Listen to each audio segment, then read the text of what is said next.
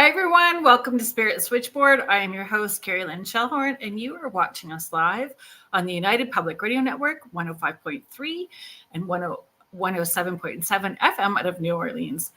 And you know what? So, when you get caught up in your head and then you're worried about making the mistakes, do you make the mistake? That's kind of where I'm at today. And it's so funny when you have friends that recognize those things and they're telling you to stop and breathe and relax, and they call you out right away. So the United Public Radio Network and the UFO Paranormal Radio Network. So thanks for joining us. It's the Civic Long Weekend here in Canada. You guys have plans? I'm gonna do some walking around some cemeteries tomorrow, which I'm excited about because normally I have a friend that I do this with all the time, Jody. She has been on the show before, and we do this thing called the Pioneer Cemetery Crawl. And we haven't really had an opportunity. I have been so busy that we haven't had an opportunity to go out this year yet. So I'm looking forward to getting out tomorrow and doing that. That's sort of the plan. And my youngest kiddo is leaving for the UK tomorrow. So it's his first time, overseas, going with his dad, and he'll be fine. But I've got some mama bear stuff going on too, right? Excited for him, but worried at the same time. Yeah, a little bit. So let me bring out my guest, my dear friend, my dear friend who has taught me a lot in the short period of time that I have known him. Taught me a lot in all kinds of different levels. So CEO of the R.I.F.T Nation, host of the Orion Effect Sunday evenings, the one, the only, the Hitman Ed Odell. What up? Hi. How are you doing? How you doing? I'm doing okay. How you doing? Thank you for having me on your show. Oh, well, you've had me on your show too, and I've had your co-host Rhonda. Rhonda has been on. She's awesome, isn't she? She is fabulous in every way. I've been telling her since we were 14 years old, what are you doing? You need to do this. And finally I took it. Hello, Contessa. Hello, Michelle. It's taken to where we're at in our lives now for her to go, I think I'm ready. You think? You're 40 years late. Have you really known each other that long? Yeah, we've known each other since we were 14 years old. Get out, eh? Yep. That's like growing up and maturing with people. Well, that's a good point. That's a valid point. Maturing. Because we hung out in our teenage years. We kind of separated. She had her journey. I took my journey. And at the right moment, how we love the universe, we came back together at the time we needed to back in 2019. And she has been with me through some very heavy things. And here we are now. Helped her. She's not only the part of RNN, but she's also part of Vibe, working on the freaking awesome paranormal show. Yeah. And there's something else secretly that's in the works for her. So along with doing her shamanism, her mediumship, I know I'm tooting the horn. She just has to deal with that stuff. But, she deserves it. She called me her biggest fan a couple of days ago on one of her posts. I'm like, you're right. You're one of my best friends. So I'm going to toot your horn. Well, you definitely have that ride or die. Do I need to bring a shovel loyalty to your friends, right? Yes. And I'm so grateful that I have been brought into that. One of the things that one of the biggest blessings from starting Spirit Switchboard, it was a year ago in April we started here on UPRN, and again, shout out to Michelle for asking me and including me with the UPRN family, is the network of people that that have embraced me, that have brought me in, these wonderful friendships that have started. Yes, yelling. like I'm not yelling. Not yet. I love. Yes, happy Friday, Stephen. Hello. Happy Friday, Stephen. Hi, Richard. Hello, everybody. Thank you. Host of Banter with Richie B. You guys like, follow, subscribe. That's right. Saturday nights, follow their journey. They are going to be on in 2 weeks as well, too. Paranormal Theory. Paranormal Theory has also been on. Please watch theirs. Yeah. Did you? Oh, you guys were on the freaking awesome paranormal, the other show that Rhonda co-hosts. Linda. Everybody's in the house. Sorry, I couldn't share. Everybody's in the house. Hello, Heidi. Hi, Heidi. Thanks for being here. James is here. James Girl. What's up? Me too. And you know what, Stephen, I'm excited too. And Richie said to me, the thing that you can do to prepare for our show, like our segment, is to not prepare. But yeah. My brain does not work that way. My brain just doesn't work. My brain, I showed Ed my prep for this show, which was months in the making, and there's probably about 8 pages of questions. I'll be back. There's just so many. Like, because I was thinking, like, if I had that opportunity to sit and have those sort of questions and conversations and banter, what would I want to talk about? What would I want to know, right? That could go down so many rabbit holes. So I'm really looking forward to what rabbit hole we go down tonight. Yes. What kind of hardwood? Yes. Does it have syrup? Right. Never prep, be natural. I agree. Hi, James. Thanks for making it today. Like, I didn't realize that your history with the paranormal started very young. Very young, actually. I'm not one of those people who had experiences. I'm one of those individuals that was born into a unique family that majority of them all have abilities. So, I came from a whole different point of view. My parents raised me into the knowledge of the spiritual and the paranormal. It wasn't, oh, look, and another no offense to anybody. However, I'm not one of those let me tell you about my childhood experience that got me into it. No, I did not see a specter.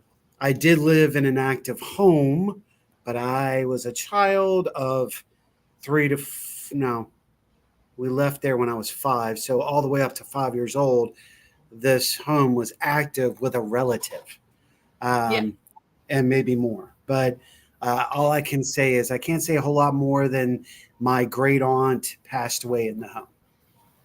When it's family too, it's easy to walk around them or be around them and it not be an elephant in the room at the same time. Not for me. I don't recall her. So with it being such an open, go ahead. I'm sorry. That's what I mean. Sometimes like not feeling them. It's just such a natural feel, like you would already recognize family. So you just don't tap into it to make it be louder. Do you know what I mean? It's like there's a knowingness, but without engaging. Okay. Yeah. Exactly. Now I'll go with that. I mean, we're looking from, first of all, I've got the memory of a freaking elephant. So if I cuss tonight, please, I do apologize way ahead of time. I'm going to try to keep it to a very minimal. I'm a salty word person, so doing the show has been so good for me because I tell people at the live events now that I know that I can do 2 hours without swearing. But hey, you do better than me. It is like outside the switchboard is a whole other ball game. True, and let me stay on track because no, we're going to go that way. Let's stay here. Squirrel. Yep. I've got to. I know my memory goes all the way back to probably when I was 1. I have Which is memory rare. of. Some people say it is. I don't know. I just know this is my ability of memory. I recall myself being set in a. I'll be right back with you. We have a heat shrink. Hold on 1 second. I don't see where to put myself on. No problem. I got you covered. Heidi, I know sometimes the salty words just need to be used. And sometimes the salty words feel good. It just shifts energy, I think, when we use the salty words. Good or bad. So we were prepared that Ed was going to have to come in and out today. So I have some questions ready for you guys in the chat, just in case, because I don't really know how often Ed's going to have to go in and out today. So I got some questions for you guys. One of the things I wanted to ask you guys, nope, we're good. You missed it. I almost got that question out for the chat room. I'm going to hang on to it in case we need it. We're good. Sorry, y'all. This is going to happen a lot. I've got a tech, my shop foreman. I got called into work tonight, like I put in chat. So I'm going to be bouncing left and right. If I get a customer, I got to roll. I'll be back. So please, and if you see me do this, I'll be right back. I know I'm telling you, and I told. Anyway, stop, square it off, focus. All right. So, yeah, this is why she loves me, folks. I tickle her neon. Because we're focusing. That's right. All right.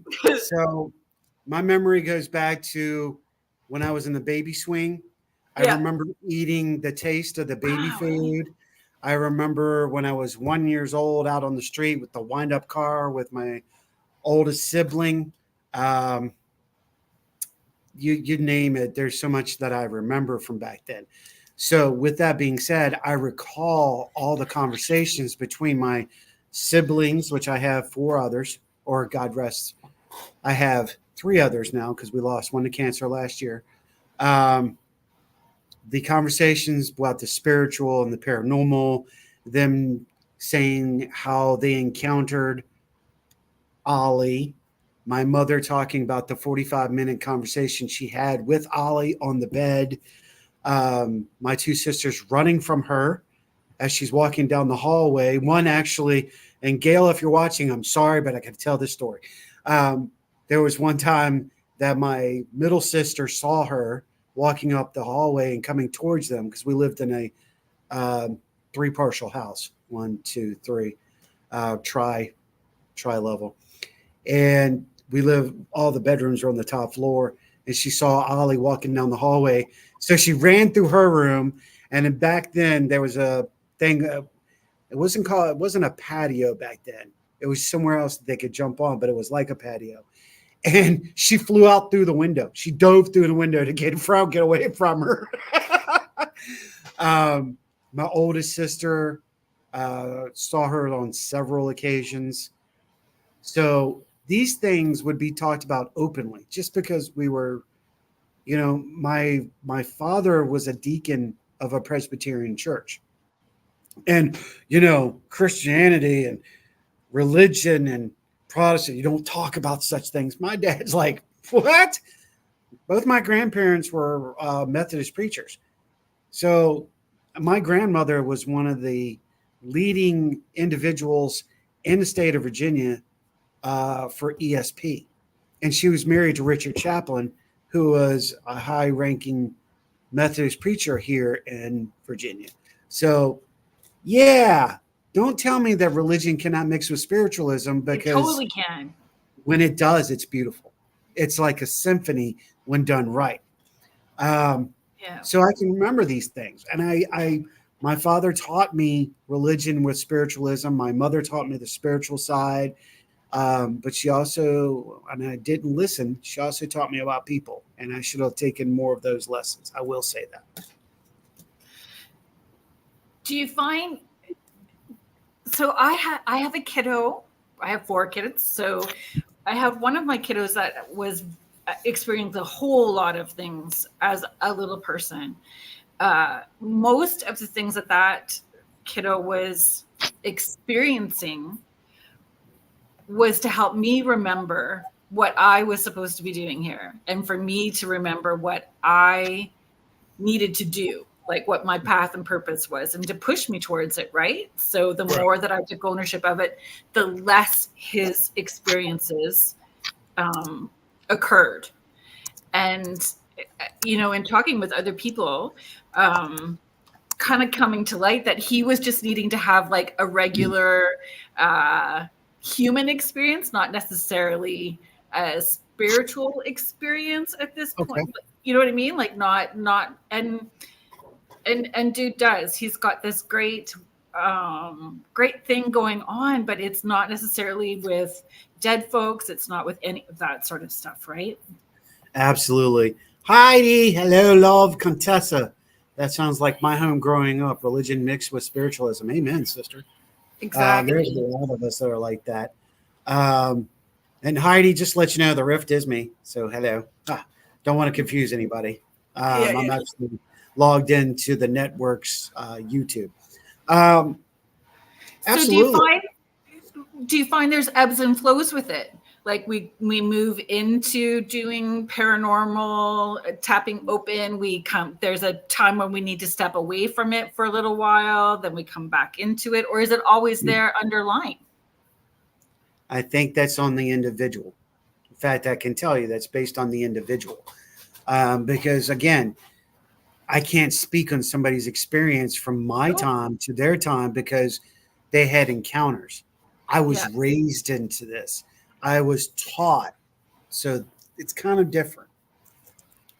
Do you think that? Because I've heard you say that you don't listen, like you don't watch certain shows, you don't watch certain movies in not wanting to be influenced in any way. Yep. Right? And keeping your thoughts clear, then how would being raised that way influence what you tap into and not tap into? Valid point. Now check this out, is we sometimes relearn what we were taught, right? Okay. So you are making the mental and spiritual choice to believe your own basis, what you have been taught. Is this what is and what is not? We reach a certain age between, depends on actually male and female, between the ages of 7 and 14, when we move into adulthood, that is primarily the time where this all starts to get shielded up. And we're going, oh, there's no such thing as ghosts. Oh, we're taught that through society. Now, here we go. Sociology and psychology kicking in now. We are taught to put blinders and blindfolds on. But if we are allowed to breathe through that, that doesn't mean that something's going to happen to me. Maybe my frequency, which we have heard a lot, is a little off, which puts things away. There is a specific name for my frequency, and I won't. That's a rabbit hole we can get into later. But I feel that through our experiences as a child, that how do I express this? My blood children, I like the way I said that because I've got 2 and then I got 4 god kids. So keep going. When they were raised, they were allowed to watch all the horror they wanted. And I'm like, why? Why? Well, because she wanted them to know what's fake. That was her thought. And I'm like, I'm kind of not going to argue with this, so I see your point. Me, I've taken a personal choice because of psychology and sociology and realizing that our synapses, our conscious thought, pulls down into our subconscious thought, and we have the ability to project images and thoughts outward. So when I started doing real research into sociology and the paranormal parology, I realized what could take place. So I cut everything off. No horror movies, no ghost shows, no ghost tube. I mean, anybody that's ever been connected with me, including everybody that's in my society, will tell you, oh, we don't watch that stuff. Oh, look, I did it again. Could use the other S word. But I don't, because I know it can get caught in my subconscious. And if I'm in the field, the last thing I need is for me to think I'm seeing something. Perfect example. Go ahead. Tell me your example. Perfect example. We were at a plantation in Tuckahoe. Oh, sorry. Plantation in Powhatan, Virginia, in 2013. I saw an image of a young lady in white that looked like the girl from The Ring. Clear as day. I mean, she looked angry and at me too. We were in a dining room and she was on the porch looking through the window, and I'm like, holy shit, did I just see that? First thing it went, did I see that? Or was it because I had seen an image and it projected? In the research that I did, it's called the Kruger effect. No shit. This is a true fact. It's sorry. It is called the Kruger effect because so many kids in the 70s and 80s dreamt of seeing this particular character. They made it into a movie. Now, this is the same thing that's taking place, and this is actually comes from Asian culture. This girl in white with the black hair, jet black hair, all wet. I forgot there's a name for the actual mythology. But she's seen all over the world. Why? So I've chosen to shut it down as far as that goes, because I need to have a pure insight to what I'm dealing with by choice. Do you feel there are exceptions? Or could be exceptions? For what I see, or well, not for what you see, but just like I have always, from the time I was little, I think it started with like V.C. Andrews and then moved to like Stephen King. Right. From an early age. Those books, very early on, those books. Speaking in horror movies, if I had the opportunity to, if the rabbit ears were connected in the right direction, going the right way, the aluminum foil on right, because we lived like in the middle of nowhere with 2 stations. So like watching those whenever we could. Sure, let's think about this. But like, I don't necessarily, like, people send me pictures all the time. Do you see this in the and I'm like, nope, I don't see it.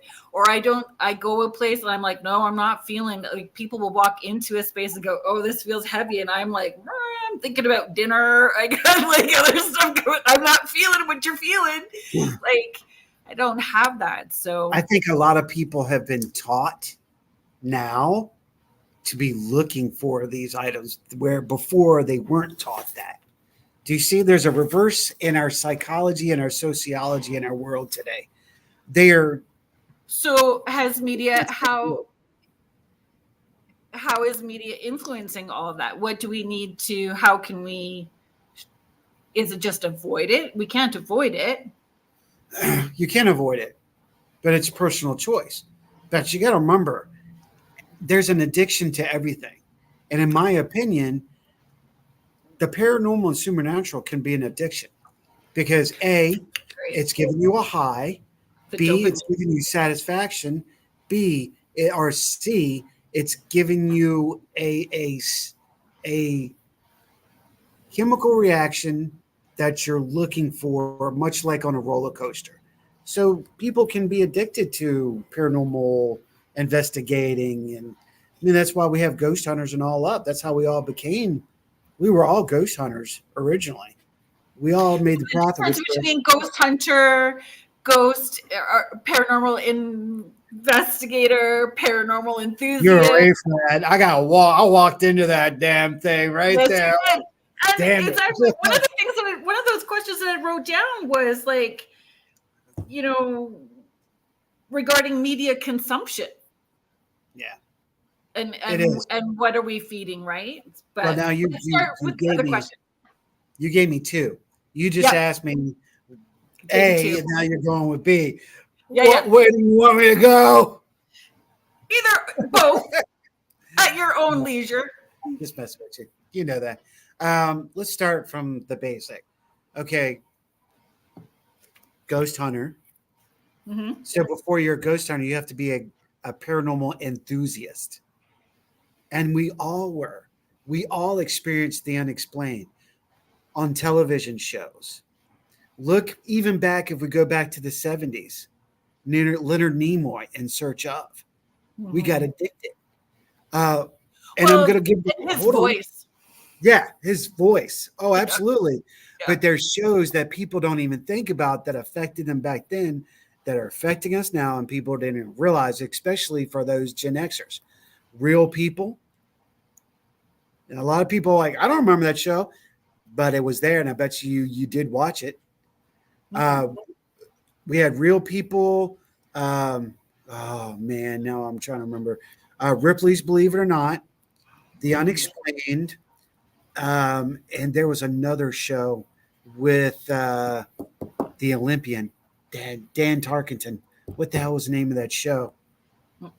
Anyway, these are all shows that were back then in the 70s and even in the 60s. We get through the 80s and 90s, and not so many of those shows, but yet it reemerges like a monster creeping out of the creek or a swamp going, I'm back. Then our thoughts of all that, all those, oh man, I thought about this and I read books and all this, it's all coming back to us now, where this generation has social media, has been bombarded by it because of the television shows, because of the magazines, because of the platforms. And it's acceptable comparatively to the way it was back then. Spiritualism was not acceptable in the 60s, 70s, and 80s, no. Where now it's becoming an undersided mainstream.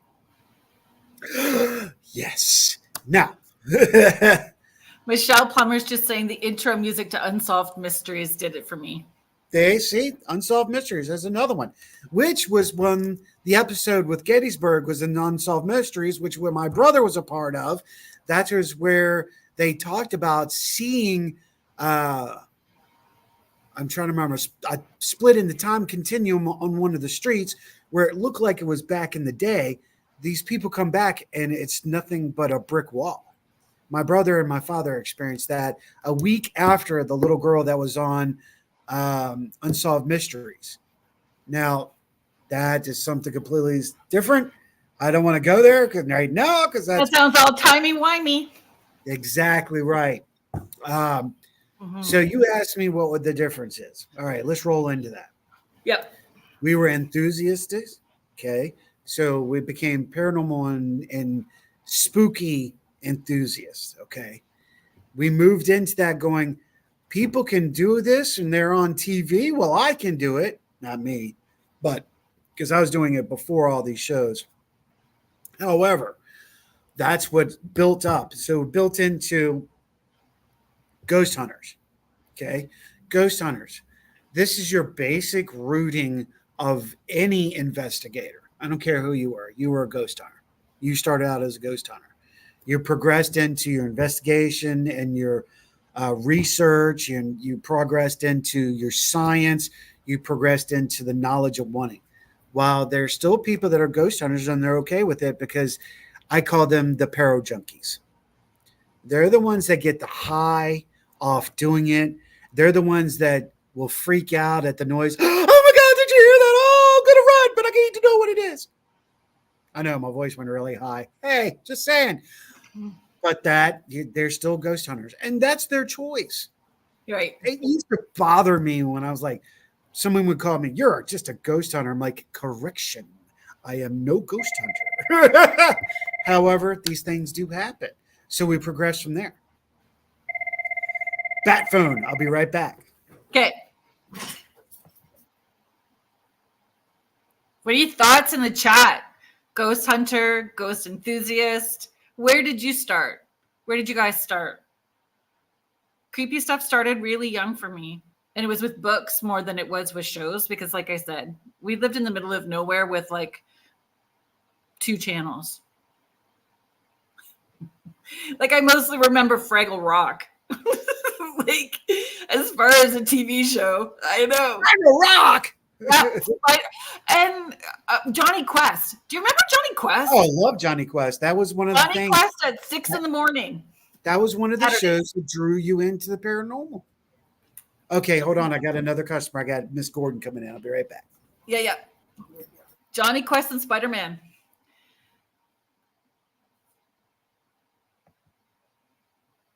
My haunted apartment moved here January 2022. Strange stuff happened. Got cameras. Which could be lots of things too, right? Former tenants, the land, energy that you've brought into the space. What scary movies, Trisha? I think the first scary movie that I don't remember the first scary movie. Actually, I do remember the first scary movie. It was The Wizard of Oz. As a kid, that was scary. The flying monkeys were scary.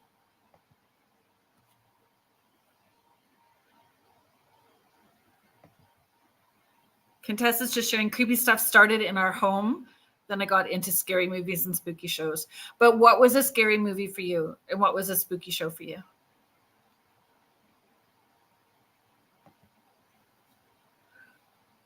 Heidi is just sharing, I have felt energy my entire life, knew things so incredibly, felt things deep.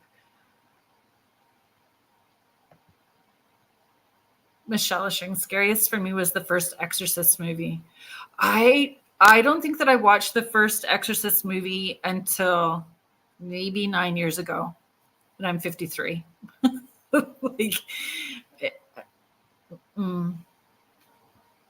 Right? The monkeys were crazy. The monkeys were crazy.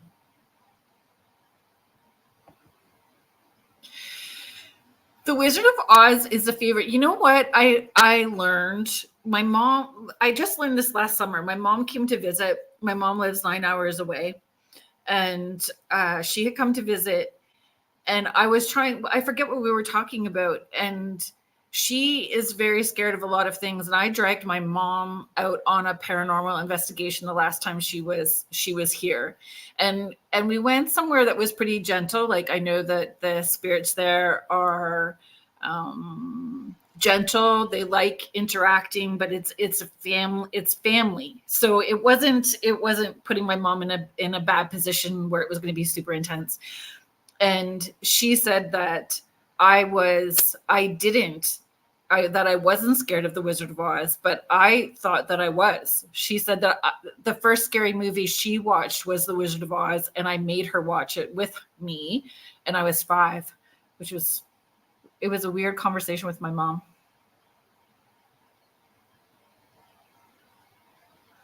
Contessa's also sharing the Exorcist movie.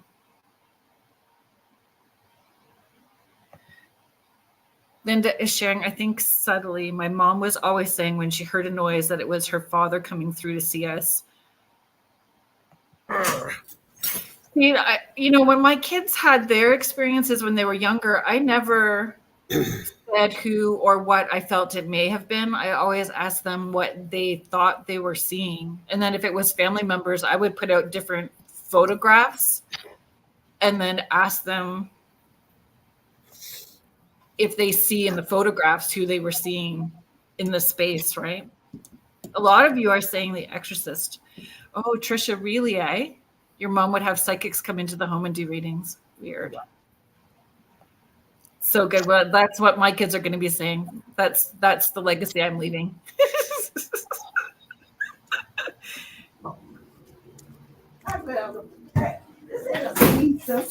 It's a cam. The legacy I'm leaving too is psychic readings in the house and seances and all of that stuff.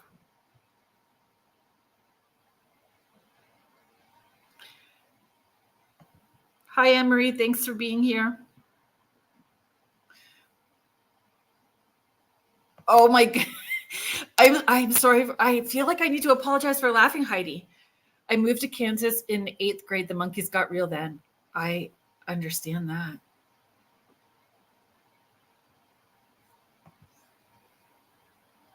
Thanks. Thanks, Gordon. Thanks for being here. I'm not sure how awesome I am, but I'm going to tell my kids you said that.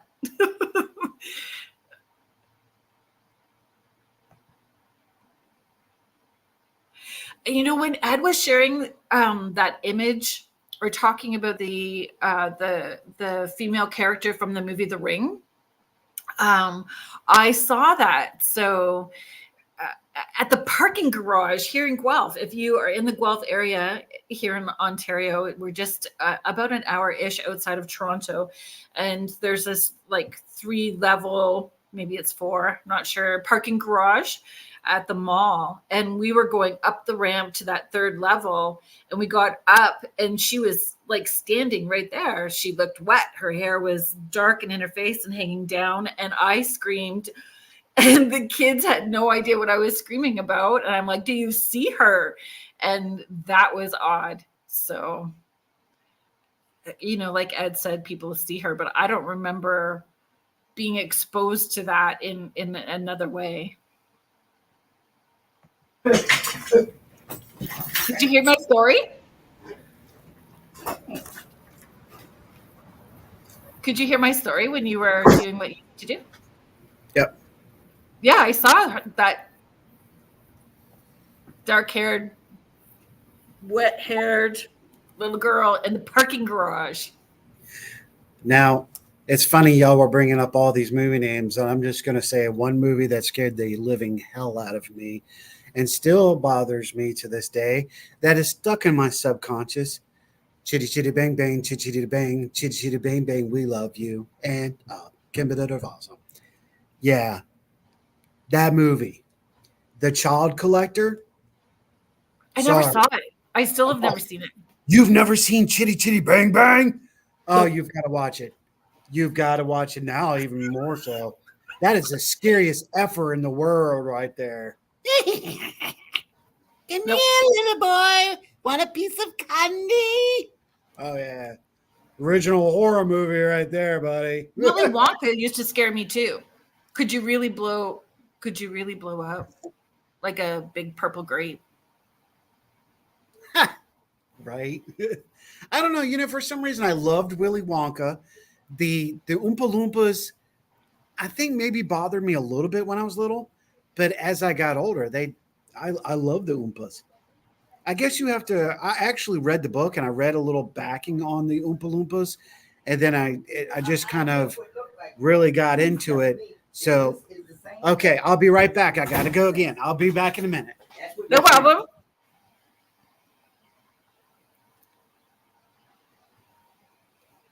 So I don't know. I think like I could watch. I mean, I watched it as an adult, but it was more recent that I watched that. I wasn't a teenager when I watched it. Heidi showing Freddy Krueger terrified me when I was 15. Okay, so this was the question. I'm just going to ask the question. We're just going to ask this question. I wrote a couple of them out for you guys. And maybe this plays part into what we're talking about, right? In our subconscious, or having those memories that are in there that end up getting projected out, whether it's conscious, subconscious, however it could be. But why do basements, like why do basements creep people out? Why is it always like the basement is like super scary, or the demons in the basement? What if it's not a demon in the basement? What if it is like some single mom who had a bunch of like wretched teenage children, and she's just tired of people going down there bugging her, thinking that she's a demon all the time? Hi, Miss Annie. Yes, ma'am. What if she's and what if that spirit's in the basement is not the demon? She's just tired of everybody projecting their fear, so she's like, let's give them what they want. Fear projection. Okay, so Yeah. we're going into a theory on this. Oh, we're going straight into that. All right. Spirits can project, in theory, what you want them to see. I agree with that. The perception of what they're going to do, good or bad, will be projected. It's the same thing as they already know we're coming to investigate before we get there. It's the conscious collective. Yeah. So, Always. They can make themselves, or they are monsters. Maybe they're, is there such things? Yes. Our perception, they can affect our perception. Hell, we don't. Okay, yeah, we're going down that rabbit hole. I'm late for an important date. We're going down the hole. I said that we were going to talk about etiquette, but I mean, we could get to etiquette eventually too. I hope so. The rabbit hole is a perfect example of the universal flush. Okay, it's kind of like the wormhole of the universe. That's why I always say rabbit hole. Has anybody ever thought about why do you use rabbit hole? Anybody? Because representation of a wormhole in the universe. Here we go. We're going to go somewhere else. Now, I just forgot exactly where I was leading this to. Good googling away. Fear projection, spirits projecting. It also could be aliens. Right. And I think I personally believe that aliens play a very big factor, way more than what people understand or perceive as well too. And that has been part of the learning and growth that I've had over this last year in meeting new people and having different conversations and different experiences. We're all frequency. We're all volume. We're all materialistic. We're all noise. We're all color. The fact is we only see 30% of all color as a scientific fact. We only hear certain ranges of frequency. Every human hears different in their frequency. We see differently.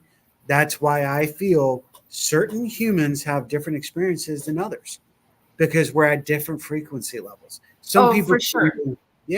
Some people can hear EVP where others can't. Some people can see a spirit where others can't. Mm-hmm. And what we bring into a space, whether it is reportedly haunted or not, that energy, yes. We affect the energy in the space. Yes. So how does that also affect any evidence that we may be trying to collect? And is it about research or is it about what's the gain? Well, if you think about it, if you do your research, you're gaining knowledge and wisdom, right? It's just like, that's the word. It's research. You're gaining wisdom into what you are learning. But if people are investigating, what's their gain? What's their intention? How important is intention? Oh, that's another rabbit hole you're about. I've got lots of rabbit hole questions. Cool. Hold on to that. I'll come back to that one after this. We can certainly keep the basement. My grandparents, so I had the privilege of growing up beside my grandparents. And my grandparents had this older farmhouse with a root cellar. So it smelled like, that musty, it was stone walls, dirt floor, wooden creaky, crooked steps to go into the basement. That basement, but it was the vibe of it, right? It's blah, blah, blah. Oh dear, let's come back up. Contessa. I live in a 120-year-old house. I'm not scared of my dungeon basement. Well, I think that's great though. I think it's great that you're not scared of the dungeon basement.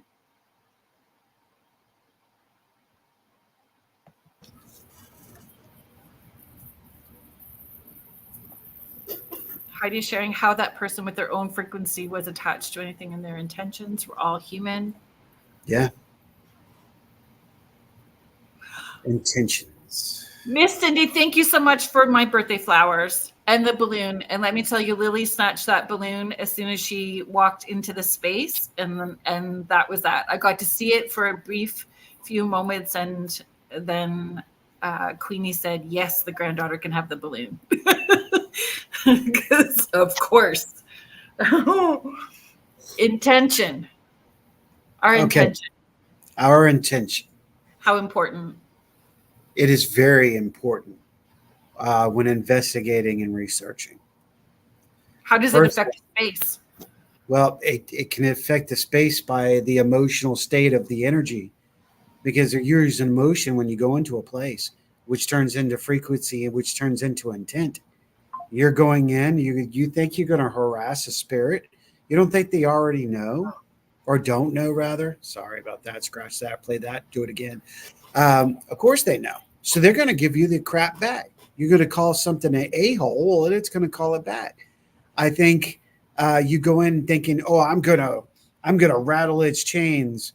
Well, welcome to the Nightmare Before Christmas, because it's going to rattle you before you rattle it. Mm-hmm.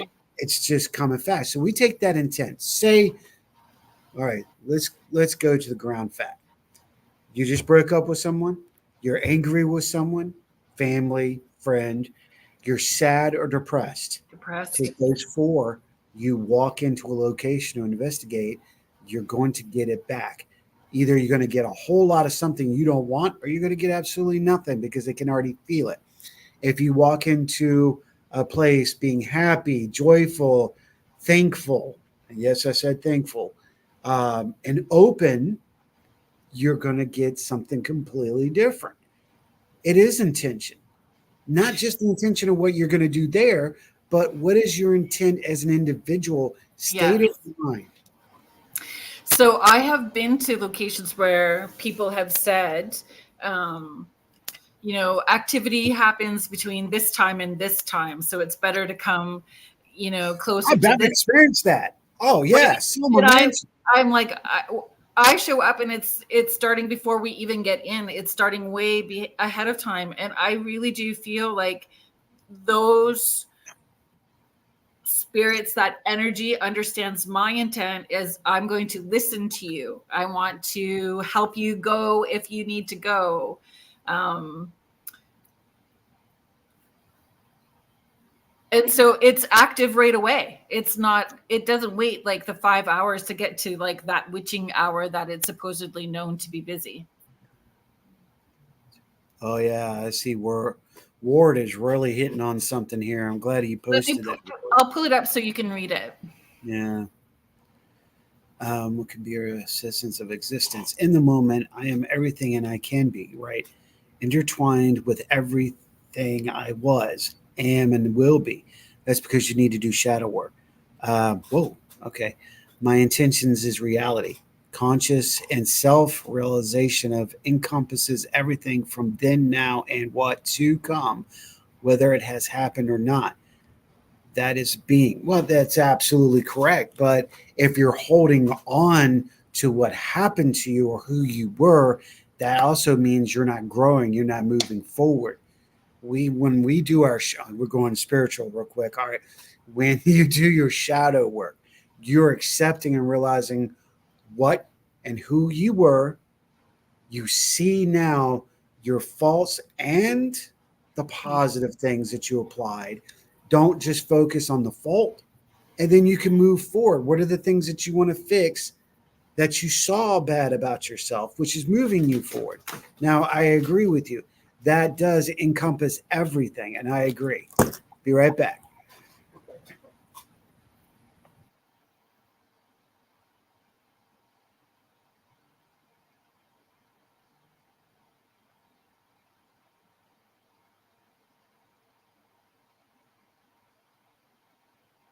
And understanding like our shadow self, we have to incorporate that, not necessarily separate, because it's a part of who you are. So understanding your whole being, past, present, future, and then we can mix in alternate realities and alternate dimensions like that we're having. Then we're getting into multiverse stuff, right?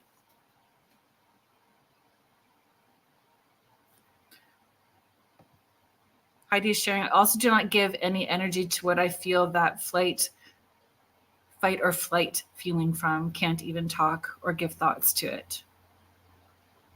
With that, can't say no more.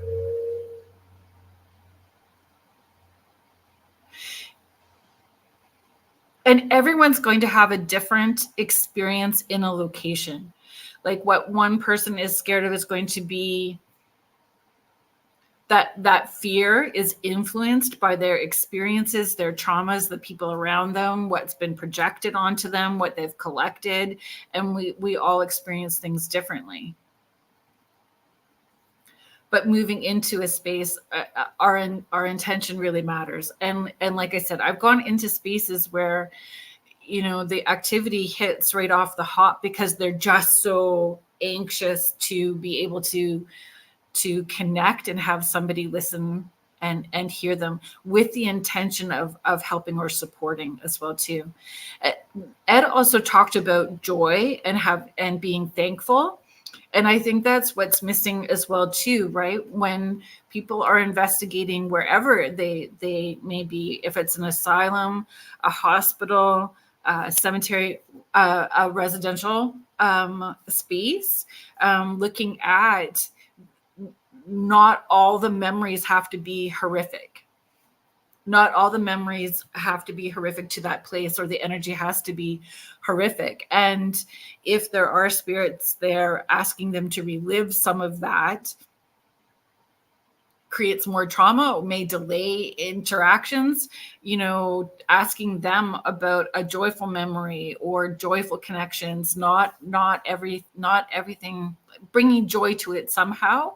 And how would that change the results that you get as far as evidence and a different perspective in approach as well too with research, if you look at that aspect of trying to introduce or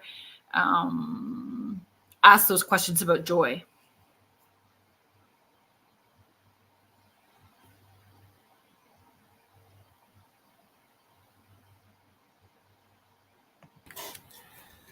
Did you hear me talking about? No, I had to turn the volume down, unfortunately. That's going to be the downfall to this is I come and go, and then my drain of thought just goes woof. And That's then okay. I was talking to you, so I'm like, okay, come on, focus. And it will be like you'll be exhausted too because it's that on off, brain here. So I appreciate that you're putting yourself through this because I know that it's like trying to have 18 tabs open and then feel present in everything that you're doing, right? It is so true. It's like the old platform. Tab. They're all open. It's like, this is a perfect example. It's like having Tourette's and ADHD at the same time, and they're all effing open, and you're trying to click each one, and every time you click one, another one opens up. Yes. My world. Yeah. It's been my world. Okay, so I was talking about how we investigate our intentions as well too, because you had mentioned about having joy or being thankful for experience as well too, and I feel that's something that is missing with a lot of investigations that happen, and those research sort of the perspective.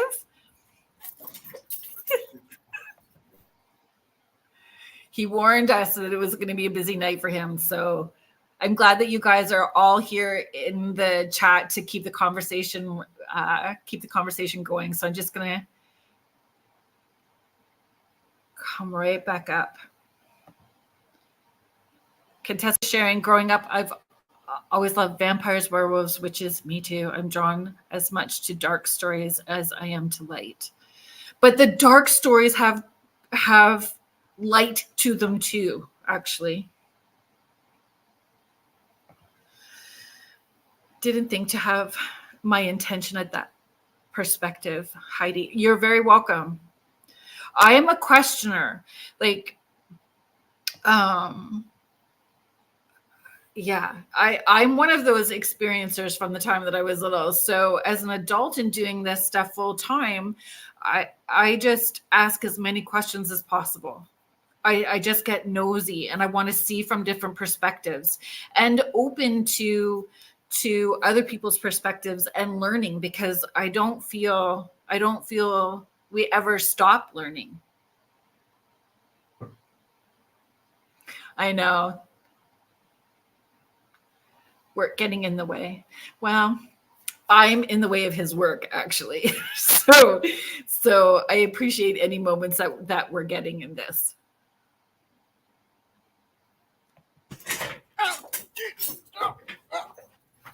It's okay. It's so funny. Denise said, "Dang, work getting in the way," and it's really me that's in the way of your work. So it's the other way around. Right, Contessa? I think we should be curious. I think we should be curious about everything. And so really quickly, what I had said, Yeah. push the pause button. Yeah. No. If we could get all timey-wimey, right? Give me a good motion. Right. Yeah. Okay. So adding joy, I think that people can add joy to the way that they're doing investigations at any of these places. People assume going into asylums, into hospitals, they're looking for and feeding into where that negativity was, and what there has to be joy in there too at some point. So bring joy into it. Yes, you go into a location and you hear all the information about it, and then you know about the history, and then the staff goes blah blah blah blah blah. You're being led into an assumption of the reaction on the location thereof. Therefore, you're going to presume something's going to happen. And it's hard to avoid that, right? Because if that's the mindset or the intention that you're going in with, it may be what you receive. So I'm again just going, if you go in with a different perspective and a different approach, so then that comes down to another question: how do you work with other people or other teams where the approach where you not be in alignment with how they are approaching an investigation? We must learn to be flexible. We must learn to be the bamboo. The bamboo. Okay. We must learn to be the bamboo. Not every term is going to be in the same ratio line. Not every team is investigating the same as another team. There's also different dynamics. There's different applied personalities and even culture. We have to learn to be flexible, to understand how that team works if they have asked us to be a part. Vice versa. If we have asked a team to come in and they join us, we have our way. We have a certain way we do things. Now, majority of the time, all teams do the same basic structure. Some are more structured, some are more chaotic. But understanding the individual and the group that you're going into with, to be able to be flexible to work with. If you can't, you shouldn't be there. Because that shifts the vibration in the space. Yes. And in fact, could create something completely different. So does it affect how does it affect the EMF then? Does it affect all of that? If you are shifting your vibration, does it shift the results in a way that it's actually your stuff that's getting picked up and not necessarily location or spirits? Well, see, now you're trying to pull spiritual into science. No, I'm just asking a question. Well, I understand, but I don't know if I'm not necessarily, that's not my intention to pull it in together, but if you're projecting even subconsciously the frustration with another person into the space, can that vibration of the energy that you are putting out affect the space where it would be on equipment? I think it can affect the space, but I don't necessarily think it's going to affect the equipment. Unless someone has a high EMF field. If somebody is projecting electromagnetic forces, to begin with. So, or projecting enough that, I don't know. Yeah. See, you walked right into a wall on that one, didn't you? No, it's not. I just know like that within our own house, when moods are high, we blow electrical equipment and lights. We do that ourselves. But that comes with the individual, and we just, electromagnetic field. If they are putting out that much to affect, and it's not documented, then it's fake. Isn't that crazy? Because now you're affecting the equipment without telling anyone in your group, and this is where the group knowing you comes into play. Yeah. If you're affecting or playing with another group and you're doing that and you did not tell them that there's a possibility that you have a high electromagnetic field and they don't test you, whose fault is that? And two, is that not false evidence? It would be.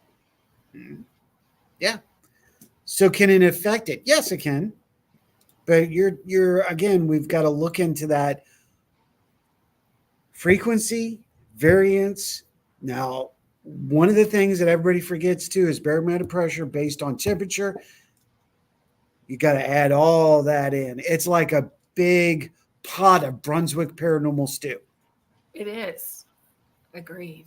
Which I What love. about and reputation? How important is reputation? Yeah. Well, some people don't give two craps about it. Those are the people that are ones that are doing the work. They're in the ground. They're in the ditches. They're the people doing it quietly that try to get that right information. They're trying to do it right. There are a lot of groups that are trying to get a reputation for evidence, et cetera, which a lot of people, all of us at some point have wanted to be seen, be famous, be known. But nowadays, I'd rather not be known. ASPS doesn't put out their stuff. We're like, for instance, we're looking over old material, but we don't really put out any of the new stuff we have because, what are we going to offer that people don't already want to criticize? Mm-hmm. That was one of the things I wrote down: reasons to not share evidence publicly. Unfortunately, today's society is filled with opinions, know-it-alls, and people. I said assholes the other day, and okay. I just said it again. Thank you. You said it for me. But there's so many people out there that just want attention, and it doesn't matter how they get it. So they are going to push your button to say yay or nay. Now, if it was somebody that I highly respected and I put something out and they went, hey, let's see what you got, and they give their opinion or their insight of what is, I'm down with it. But if it's some jerk off coming along saying, well, that's just fake and blah, blah, blah. And this is the one thing that I've come to learn in this field. How do you know? Because you weren't there. What proof do you have or can offer to say that it is fake if you weren't there, or they didn't have that experience when you weren't there for them to have the experience with? Yeah. And there's always so much more backstory than just to a clip, right? Yeah, absolutely. Yeah. Sorry. I just read Heidi's. I got to use that from now on. I also use carpet muncher and butt pirate. Dick ass. That's awesome. All right, we're staying on track. On track. I agreed, Michelle. It with social media, and it's not, well, yes, with social media, everyone becomes like an armchair expert. They do, and it's so sad because they don't know two dickles about the actual situation, but because they don't have to be confrontational, they can do it from a distance behind a screen. They think it's okay, and they're going to get their rocks off on it.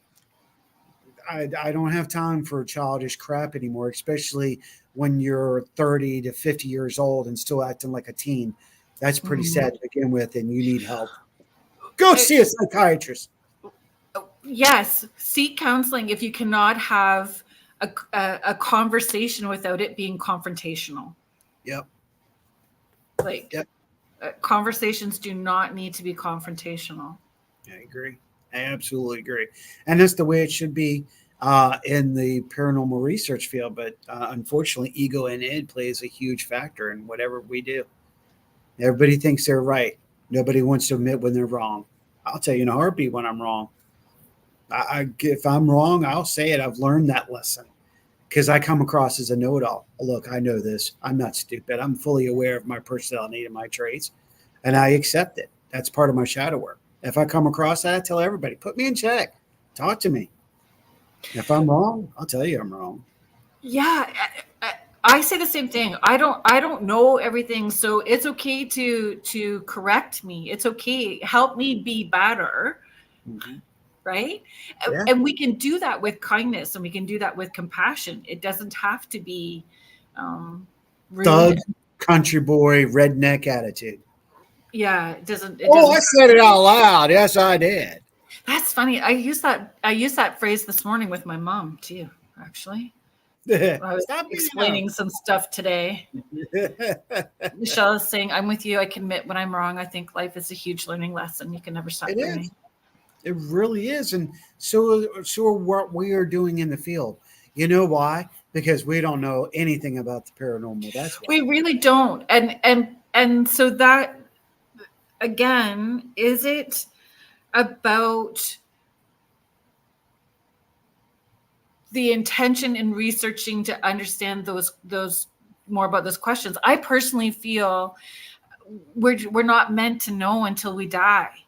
I feel that we're not ever going to know all of those answers to the questions that we may have because we're not allowed to know everything. I feel like we're just not, whether it is being held back because we're not at that level of ability to handle it. so it's just not been given to us. We're not mature enough to be able to handle the responsibility of it, whatever it is. I feel like pieces of it are held back for a reason. Einstein and Nikola Tesla both made the same statement. To understand the paranormal, you have to understand religion and spiritualism at the same time. Once you can get a grasp on what the paranormal really is, then you'll move forward. But you have to understand that you have to have spiritualism and religion and spiritualism. You have to have knowledge. Knowledge is key. Look throughout history. Paranormal documented throughout history, no matter what the culture is. You sound like Joni. Joni is always like, look at the history. Look at the past. Look at the past. Yes. So if you guys, we're talking about Joni Templeton Skinner. She has a show with the Rift Nation Network. She's on 2 shows. So she has her show on Wednesday evenings at 8, which is True Crime, Mysteries Beyond the Veil. It's forensic astrology. She's been on my show a couple of times. She is fabulous, and her show is fabulous, and what she does is freaking amazing. Love her. I do love her. Again, one of the perks is, of being able to connect with you guys is becoming such good friends with Joni. And then she's on, is it Wednesday or Monday? No, it's Mondays, right? Mondays are the every other Monday on the Otter's Den. Right. Yep. Which we also do another show that will be returning back to air once we all get our cues in. Love Shack will be returning, where we actually use astrology to look at your love charts, look at you, look at your partner. We also use psychology, sociology, and spiritualism in Love Shack. As we just sit and talk for an hour, we look at your love chart. I think that was on in the spring, was it not? Was it not on last year? Yeah. Or this? Yeah. Yeah. It's fascinating when you take those charts, because I saw when she did your chart. I watched that. That was amazing. Oh, that was amazing. So I just have to do our station ID really quickly, and then we can keep on moving on. Station ID. Thank you so much, everybody, for being here. If you are tuning in just now, you are listening to Spirit Switchboard on the United Public Radio Network and the UFO Paranormal Radio Network, 105.3 and 107.7 FM out of beautiful New Orleans. I am your host, Carrie Lynn Shellhorn, and I have my special guest, Ed Odell, CEO of the R.I.F.T Nation Network and host of the Orion Effect. And one of my favorite people in my cell phone that I can text to go, what the hell's up today? I'm freaking out. Calm down, Jordan. Right? Yeah. Oh, yes, Cindy. Hook me What- up. When is that show going to be on again? Which show? Love The Shack? Love Show. Mhm. Look for our listings in the next 6 weeks. Myself, Susan, and Joni have to coordinate our schedules to make sure it So works. you all need to start working on, because she was going to do like a dating app show. If this is Love Shack, we're gonna get on that. Yeah. In the Love Shack. Love Shack, baby. Love Shack, baby. Exactly. Tin roof. I want to come back to something. I think compassion, like when we were talking about bringing joy and stuff, I think compassion is missing. Compassion is definitely missing, because if you're doing it for the wrong reason, bad things can happen, like attachments, like spiritual sickness, which is a fact. It is. Yeah. It is. So, and it's compassion for the land, the resources, the client, the space, the people in spirit. It's for the living people, having compassion for the living people as well too. It is all about that. So let me tell you a story. Let me tell you a little story about a paranormal investigator. Went down to town and went down the country. Let me tell you about it.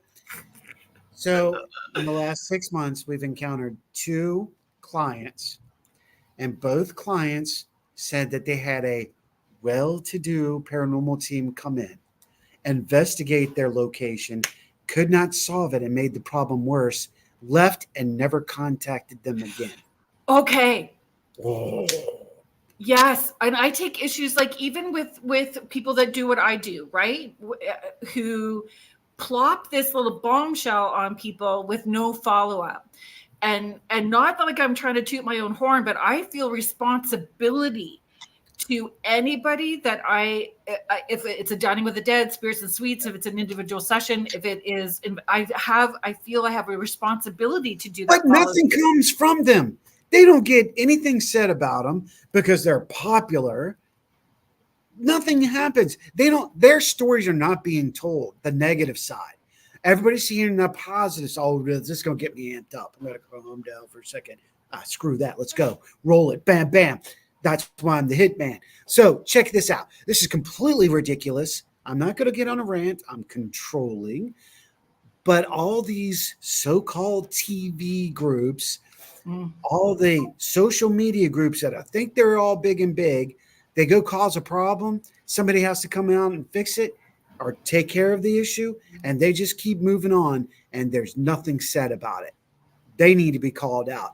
If they're at a place and they cause an issue, something needs to be said about it. Why not? Standards. There's no governing board. That's the thing. No governing board and no standards, because we're a nanoscience. And every time you try to organize a board, somebody's ego gets out of check, and there's nothing that happens because it explodes in your face. So how can we shift the standards then? If we individually with each group have a set of standard and we educate people to what that standard is if they're coming in to work with us and hope that ripples out to create change, well, how does that happen? We hope. I mean, change takes time. Look at equal rights. Do you think that just happened overnight? And it's going to be hard, but it's going to take a lot of patience because a lot of people are going to get pissed off.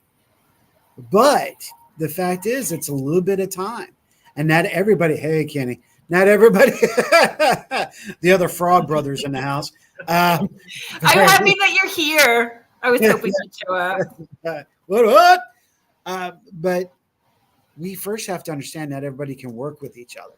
Not everybody can work with everybody. 2, not everybody has the same standards. That's this other part. It's sad. And, you know, I'm a member of ASSAP, the oldest organization in the world. And I still report to them on certain things. But it's a collective.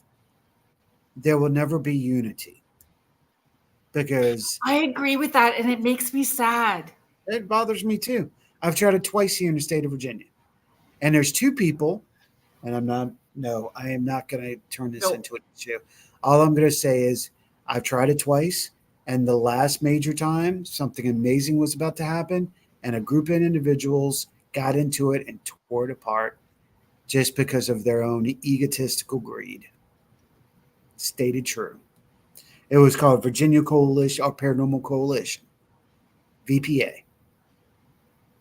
And because 2 or 3 people down at the beach and one group down in Shenandoah Valley did not want to cooperate and work together, it got trashed. And all we want to do is make sure people had links to each other so they can contact another one in case you need a piece of equipment.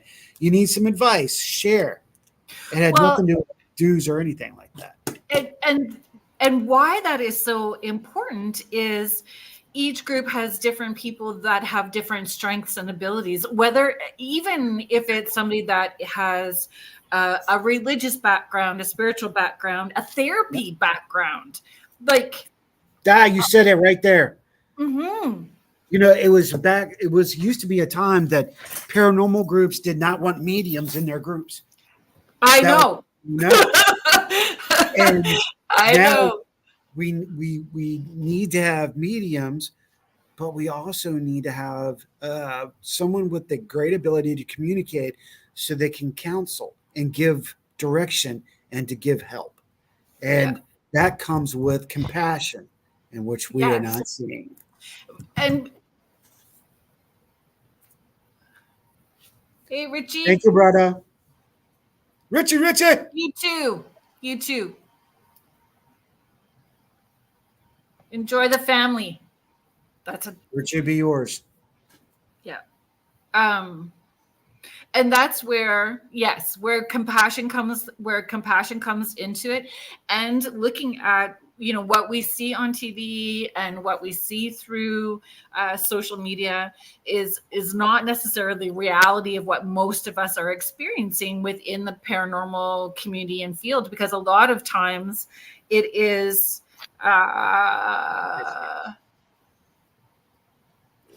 what's happening within a family structure that is creating the purported activity within a space. Mm-hmm. Yeah. I like that. What did I miss? Oh, Rob said, I'm not a medium, but I have skills. Yeah, that's true. We all have a certain amount of, okay. Where are you? You're about an hour and a half late there, Robert. We already talked about you. We did too. You'll have to watch the replay. Yeah, that's right. Yeah, you'll have to listen to the replay. Dude. Gotta get out the van. It's like,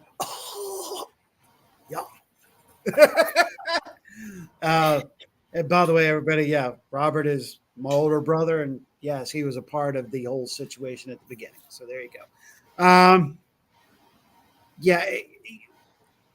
Compassion will help us create the integrity that's needed, but that's the other problem. Integrity in this field completely sucks. And you can watch where maybe the intention and integrity shifts and changes when notoriety kicks in, right? Yes, ma'am. Because the ego and the id take over. And if you do not know your foundation and where you sit, and you get into this and suddenly you become bigger than you think you are, you know? And it's having those people that will hold you accountable. Yeah. Around you, keeping them in the space that will hold you accountable. Agreed. And lovingly so. Sometimes Yeah. we need it, maybe not lovingly, but hold us accountable. I want to go back to something else you had asked about an hour ago, if you will. Is do you think it's okay for people to walk away? Let me say this. Well, not necessarily okay. When do you feel? Yeah, when Yeah. if you're burning out, walk away. Mm-hmm. If you feel that there's way too much going on in your space, it's okay to walk away. And it doesn't matter what anybody else thinks. Mm-hmm. It does not matter. Your mental and spiritual being is what matters. So if you need to walk away for 3 months, for 6 months, for a year, for 3 years, 4 years, walk away. Let others judge you because the judgment's not going to hurt you. Yeah, It's and going to hurt them. it's going to be there no matter what. No matter what choice you make, judgment or opinions, everybody's going to have one. Everyone's going to have something to say about it. Doesn't matter. Doesn't Everybody matter. has a starfish. Yeah. Just saying. Asshole. That's right. Dildo Baggins. Bad. Bad. Don't know. God. Asshole of me. Trouble. Sigh. Why is that there's a comedian that has that song. My brother used to sing it. My brother taught it to my children when they were small, actually. People grow up different rates. Yeah, absolutely. Those people judging most likely don't like themselves. Well, but it's really funny where we feel, and again, too, if there's an expectation from people that, like, if you've delivered so much, right, then people want more of that. All right. Yeah. I do see it. We're just like going to put it up. But Heidi, we're there. So, but do you know what I mean? Like, if you have found this stellar piece of evidence or made this, everyone's expecting that same from you all the time, right? And it's that expectation. So letting go, high intention, low attachment, letting go of whatever you think those expectations are from other people. And it's hard. Robert can tell you right now, I tell the group no expectations. Don't ever walk into an investigation with expectations. Don't go into a research site. Don't go into a meeting with expectations. Yes. Because it leaves you an open mind to be flexible. Again, we go back to bamboo. Yeah. Leave your expectations, judgments, opinions at the door. And I'm going to tell you about that. Okay, tell me. Oh, okay. I was going to let you talk, but all right, fine. I got lots to say, James, but I didn't miss it. I saw your question, James. If you take a branch before you go on an investigation, stick that branch in a potted soil, make sure it has a bunch of branches, and everybody gets a little card. And before they walk in, they got to write down their problem, good or bad, because it can all be good. You write that intention, your issue, whatever, and hang it on that tree before you walk in that door. You're leaving that there. Leave it at the branch. Mm-hmm. That's a really good, it's a good motivator. And that's something we're going to start doing. And it needs to be done. And I think it helps the investigation and cold-heartedly. That phone. James, I'm just going to bring this up now. The Wiz is in the house. I'm so glad that you made it. I hope you're feeling good too. While on your investigations, do you ever run across the family pet, say a dog? Pets show up during sessions and pets show up on investigations. For me personally, all the time. All the time. And it's because they're part of your family structure, right? They're part of the energy of that space as well too. I just actually did an interview with the Animal Communication Collective. I think if you, wherever you listen to podcasts, you can listen to that interview. And we talked about animal spirits showing up all the time and different types of animal spirits. And it's weird because for me, it's been more and more lately than what it has before, because it used to wake me out. because I wasn't looking for it. I'm looking for the people in spirit, not necessarily the animals. So when the animals would come in, it would wake me out. And those people who do animal communication full time are getting people that come through every once in a while, and then they get wigged out with the people because they're looking for the animals.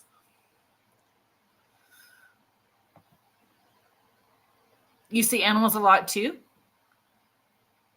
Heidi's just sharing. I see them a lot.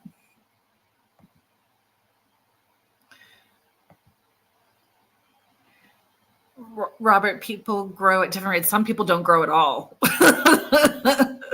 if we're going to be honest, some people don't grow at all.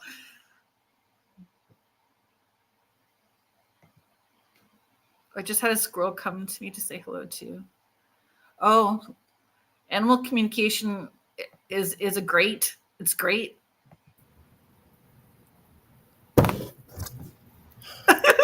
We're good. Do what you got to do. I'm good. Yeah. I thought it was a customer, but it's the lady who takes care of our floors and all that. So we're good. Am I on mute? Nope. I can okay. hear you. I can hear you. I was like trying to just remember where we were at before you left, but my 18 tabs open isn't taking me back there. So if you remember right. Yeah, because I'm going to go back to it says, while on your investigations, do you ever cross a family? We did talk about that. Say a dog. Well, I want to make sure I was able to answer that myself. Yeah, please do. I'm a promoter sponsor for a location here locally in the Richmond area called the Cabin on 360. I have ran into a spiritual cat there, a feline, if you will. And I have ran into possibly something of a feline animal at another location, which is St. Albans Sanitarium down in Radford, Virginia. That's about the only times I've ever ran into. And I saw the cat at 360 on a banister. Could have been a projected. Here we go. Could that have been a projected thought? Here we go again. Or energy that somebody's brought with them and left there. Yeah, that could be possible too. Hell, let's go ahead and talk about that for a second, about people bringing stuff into a location to make it haunted. I mean, I see that all the time. All these supposedly highly active locations that should not even be active. I think its reason is because when these people started researching, these people already had attachments or something connected to them. They bring it there, and it's like throwing off a backpack and throw it on the floor. Oh, look, new home, drop it. So now it's active. It is an active site. All these people who like to go to cemeteries and graveyards, and then they go to these other locations. Well, see? Hey, did you know what the difference is between a cemetery and a graveyard? But I do not say that they're spirits at all of them either. And I would say the one where I have connected with energies and spirits are like 1800s, it's pioneer cemeteries and people where there is no family connection for them, traumas. Yeah, there's stuff.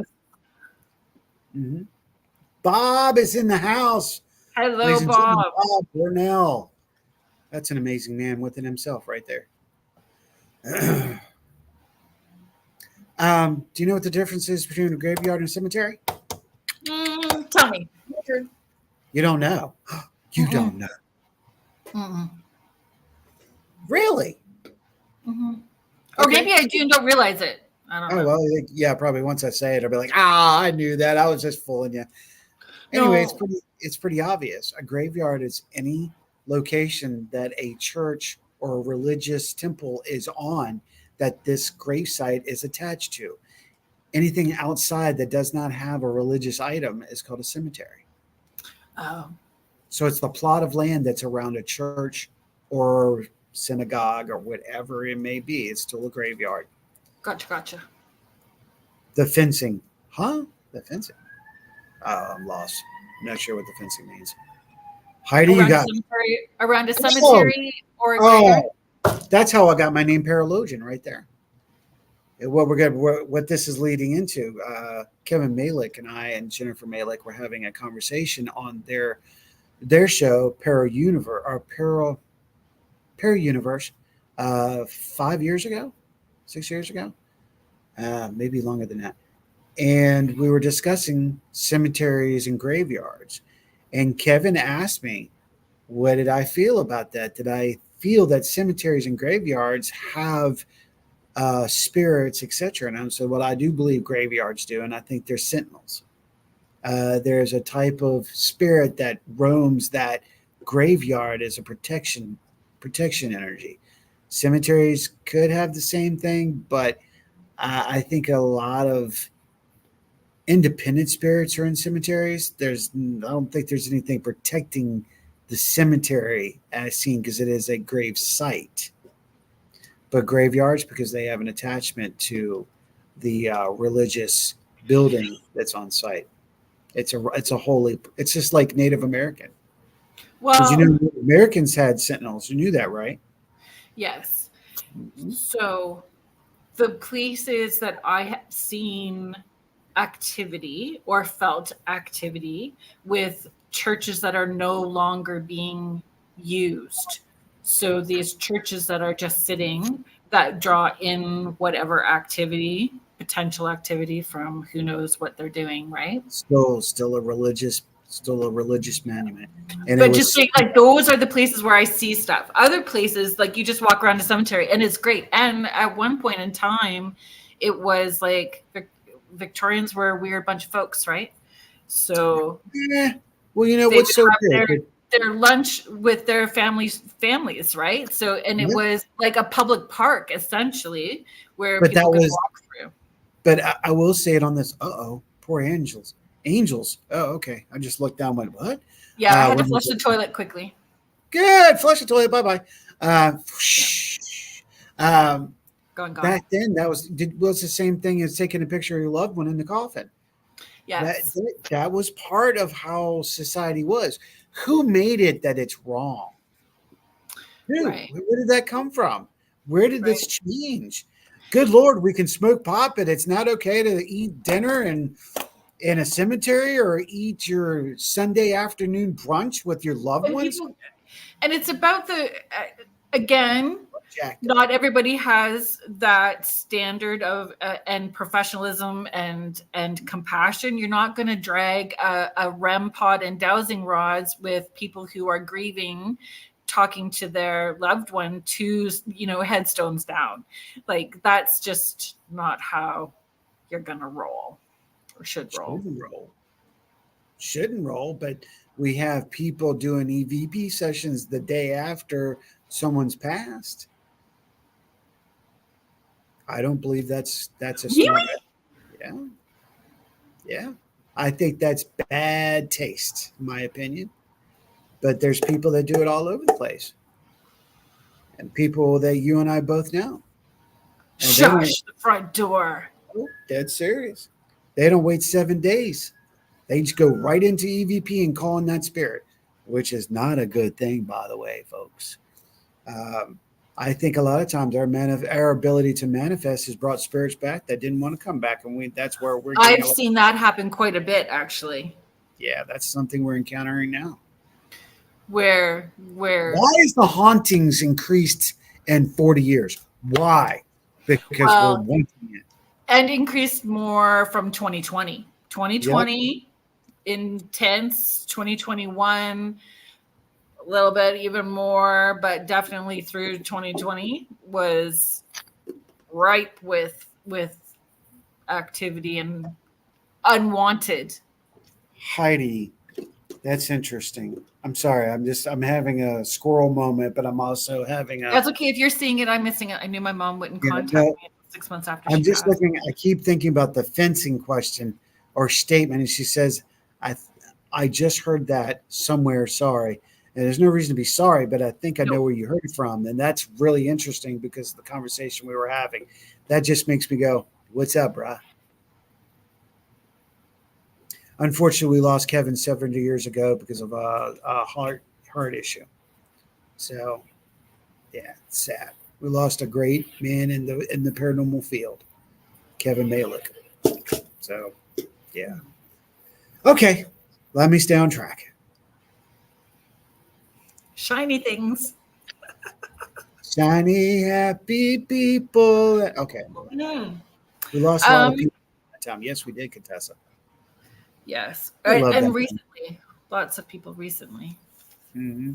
Agreed. So, if we were going to ask you a place that you would not investigate, cemetery graveyards, one of them. Would I not? Is that what? Wait, repeat. Is there a place you would not? Is there a place that you feel is a no-go? And sorry, I'm having Alistair Crawley's cabin. Fuck that noise. Oh, sorry. If you get me in trouble, the whole I'm network sorry. gets in trouble. That was my fault. I told you it was going to slip. Yes, if there's one place, it's Alistair Crawley's cabin. No, thank you. Nope, not. And I'm an Anusian, and I wouldn't go there. Nope. That you want to talk about where Satan farted? Right there. No. Nope. Yep. You couldn't pick. Nope. Couldn't even pick. They were like, Howie, stay here for an hour. You can kiss Howie's hairy. Not happening. Other than that, yeah, I'm good. Thank you, sir. Yep. This is actually Robert. If you remember, Robert actually got this for me many, many, many years ago when he went to the Mayan Islands. This is actual Mayan or South American shell wrapped up in tweed. So, yes, my brother, Robert, that's here right now, actually got this for me. And he got me my turtle shell. Are you flicking me off? Oh, okay. I thought it was your middle finger. I was like, oh, what? No. Oh, be quiet. Okay. It was a thinking. I was thinking. Could you not see the smoke? Oh, yeah. Oh, yeah. Granddaughter copies me. My granddaughter does the same thing. She's like, what would you like on your sandwich for lunch? She goes, And she's thinking. Hey, Dennis. Yeah, I thought you were going to sit there and go, I'm in trouble. My bad. No. Denise was wondering what the necklace was as well, too. There you go. Yep. I'm surprised. This is the first show ever, even off my show. So when I say first, anybody has asked me about this shell, and now two of you. Yeah. So if we talk about, so never take it off. So if we talk about collective consciousness of one, knowing people's vibration, tapping into all of that stuff, and Rhonda's not here to help you filter. Agreed. And apparently I'm not doing a very good job either. You're doing fine. I should have seen it coming. Yeah, that's the other part. It just comes out of nowhere. Rhonda can't control it sometimes. Cindy's saying the necklace looks good on you.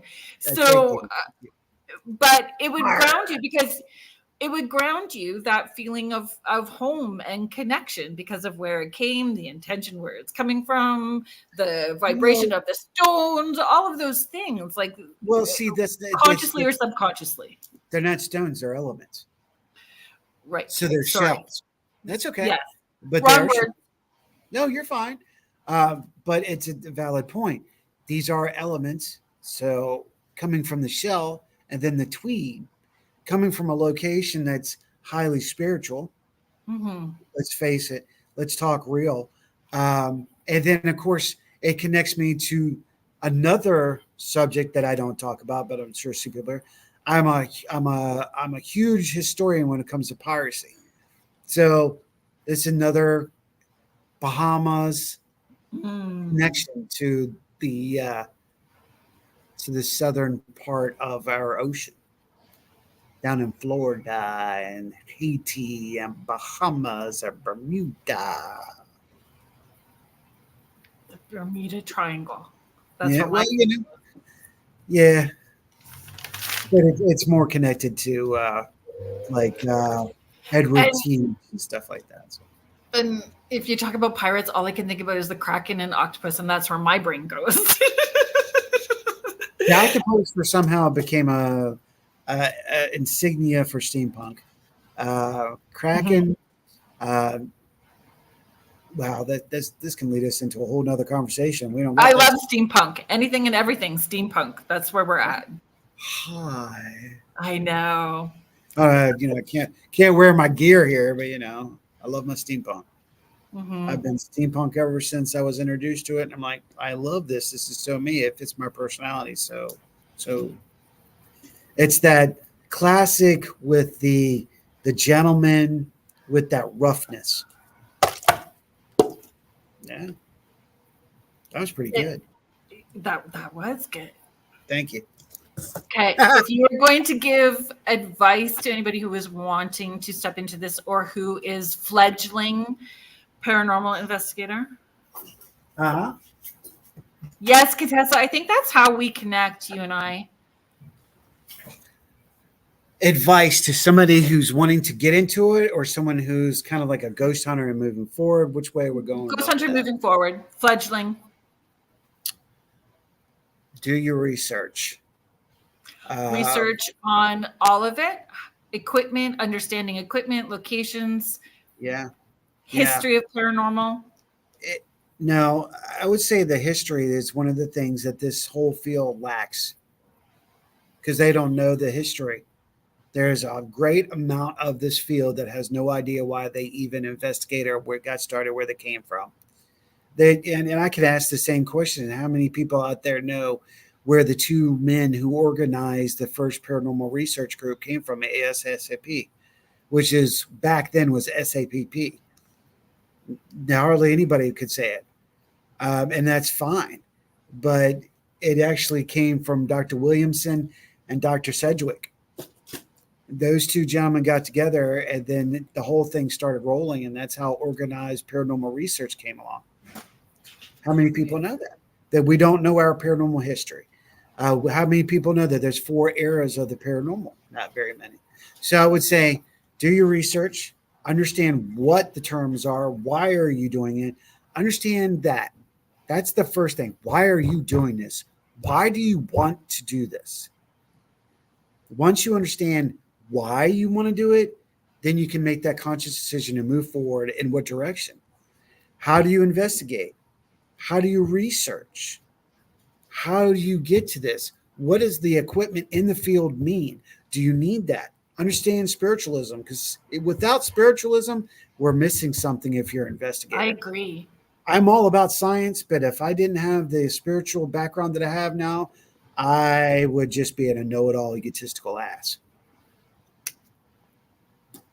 Bang, bang. I live to agree. You want to hear us when we're not on video.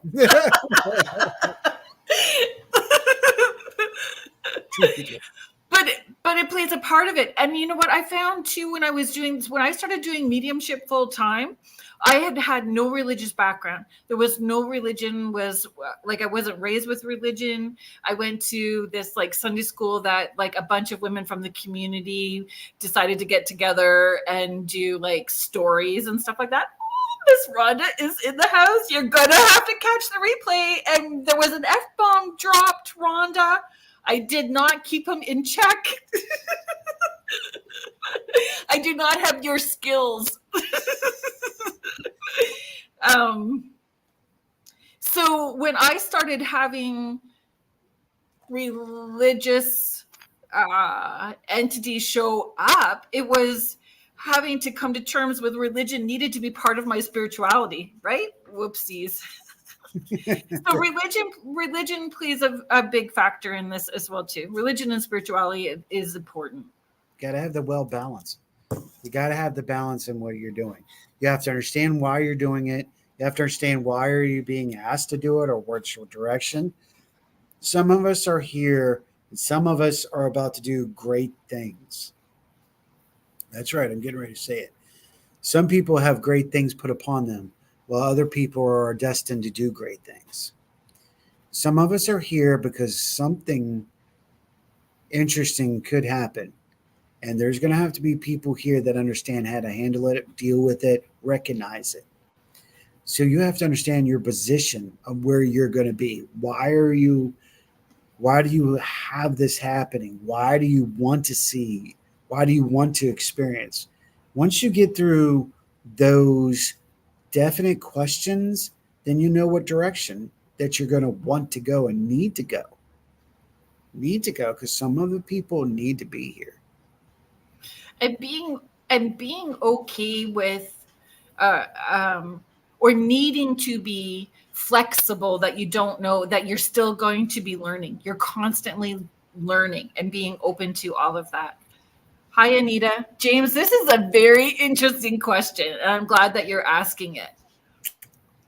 Have you ever contacted a spirit from the future? We weren't going down that rabbit hole this time, but you just had to go there, didn't you? We have 15 minutes. Well, We got 15 minutes. Because is that a possibility that the spirits that we are connecting with are potentially? Again, we don't know. This is a huge theory that's in the paranormal field as we speak.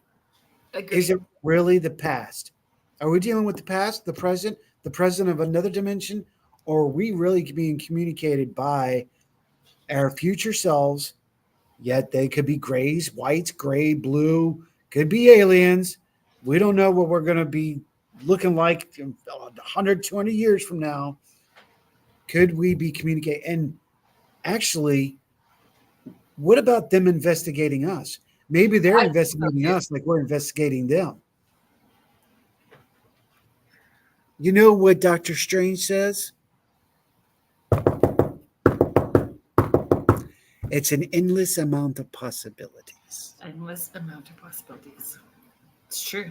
That's why I said we don't know. We won't. I mean, we will not ever know. So we have to be okay with always being in wonderment. I wonder every day. Wonderment. We have to be bamboo.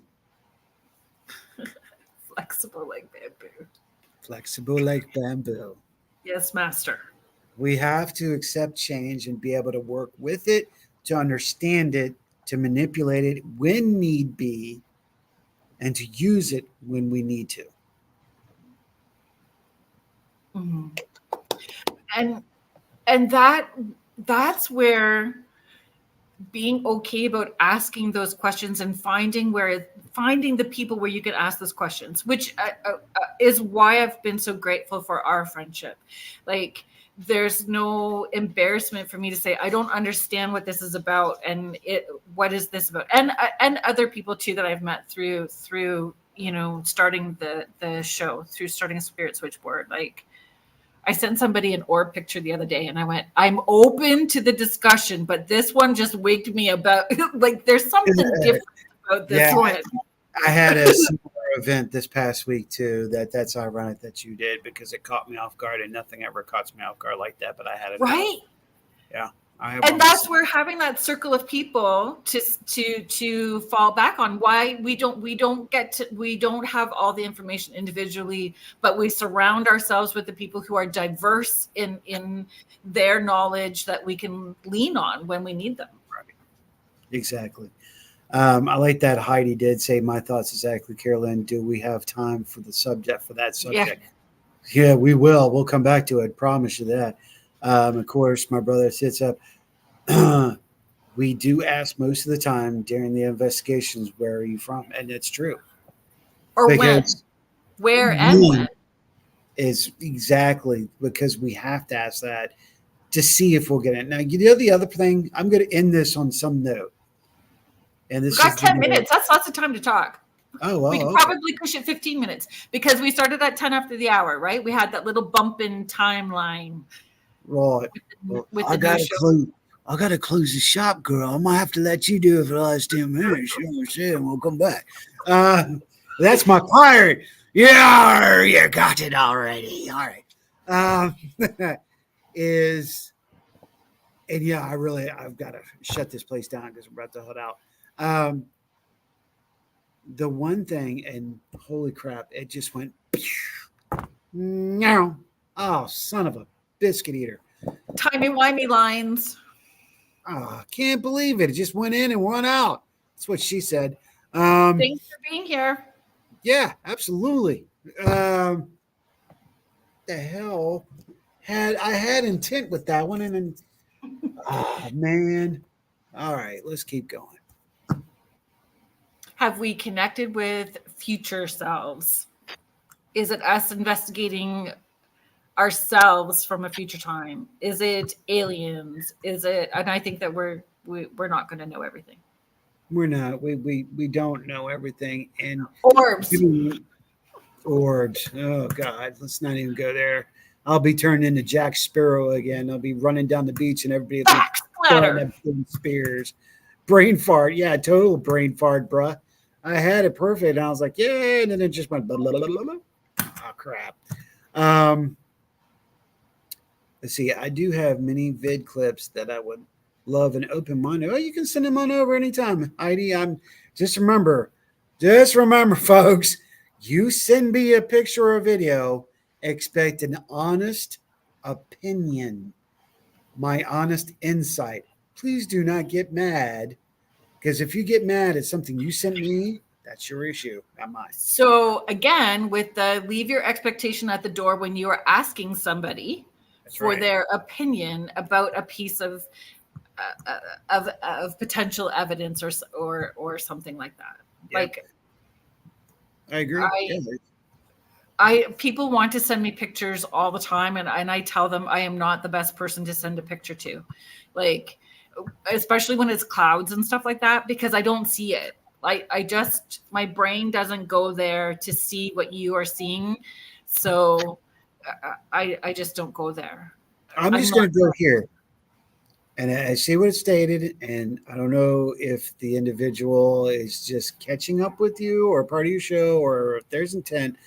But I see a question. I am going to answer this. Where? It says, why are humans' lifespan so short? Okay. I'm not, because humans in general are evil.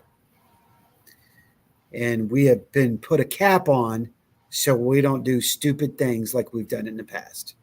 That's my opinion, and I'm sticking to it. And as an Anusian, I feel that. Explain what that is for people who may not know. Anusian? Yeah. Anusian is an individual who actually, how do I want to say this? I don't just pray to Jesus. I don't pray just to God, but also to the angels, because the angels defend us constantly, and we're so egotistically prickish towards the rest of the universe that they can't stand us because we've got free will. And there's your other answer. We have free will. We have free will. So there you go. Run around the universe like a bunch of monkeys. I mean, I wouldn't have said evil, but definitely selfish, right? Like, we take and don't give back. We don't give back to the resources. We don't give back to, we take so that we feel better, but we're not giving back in equal measure. And it needs to be a give and take. It needs to be a give and take. I agree with you there, but we got to remember everybody has the same word for a different terminology and vice versa. Oh yeah, agreed. Word. I call demon something completely different than somebody else says demon.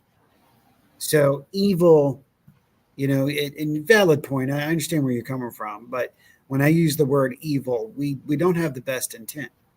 Okay, let's go to the best intent. So, we had to be put a cap on, and even the angels are like, whoa, these kids are out of control, man. Take the 6-pack away from them. Don't let them have cigarettes after 21 anymore. These things. That's all I'm saying. And that's pretty much why. Seems like after Y2K was yesterday, 24 years ago, it does feel like that. And time is speeding up. And it's not just because we're getting older. Have you ever tried to slow down time too, though? It's trippy. I plead the fifth. I knew it. I know nothing of what you're referring to, madam. Fine. It's trippy. Because we are magical beings. Had you told me in Vietnam I would have lived to age 77, I would have thought you mad. Yet my entire life has flown by. And see, there you go. These are valid points. Ron is going, I smell bullshit. Our whole show has been talking about stuff like that. We've been bringing up a certain word the whole time. Bullshit? No. Oh. YouTube can come after me. No. Because you know what? I will suggest this, and you might want to go to Michelle and all them. And you can't. Never mind. I keep forgetting. Y'all are actually on audio, aren't you? Yes. Well, so with the UPRN network, 80% of our audio listeners, right? Or probably a little bit more, but is audio for sure. And let me step up and apologize to everybody that might have been listening today. And if I offended you with my vocal announcements and words, please, I ask for your forgiveness. That was of the guest, not the host. We thank you very much. And he is smiling like a Cheshire cat, just so you all know the emotion. If you can't tell by the tone, there is. I really am sorry. Yes, there is that too. So yeah, tell people where they can find you. Riff Nation Network. Oh, absolutely. Miss Rhonda, you and Rhonda. That's right. Rhonda's in the house. Oh man, it's so tempting. I'm not going to do it to you, Rhonda. Don't worry. But man, it's tempting. We've got a new website that's going up in just a couple of months. Exciting. Yep, that's going to be able to handle all of our videos because we're doing a backup now because we don't know where the standards of Facebook, YouTube, and the rest will be, and somebody's going to need to find us. You can find me on Facebook and only on Facebook because I don't do any of the others. You can find me at Ed Odell. Pardon me, Ed Odell. Or you can find me at the Riff Nation Network. You can drop me a personal message right inside there, and I'll be glad to answer. Or you can find me at the Rift Nation at gmail.com. That's the Rift Nation at gmail.com. Send your questions, answers, anything you need to do. I am always looking for new hosts and new shows. Jump on over and say hi. How you doing? Riff Nation Network on YouTube. Yes, you can find the Rift Nation on YouTube, Instagram, no longer on that other X Factor, but on Rugby. Oh, crud. What was the other one?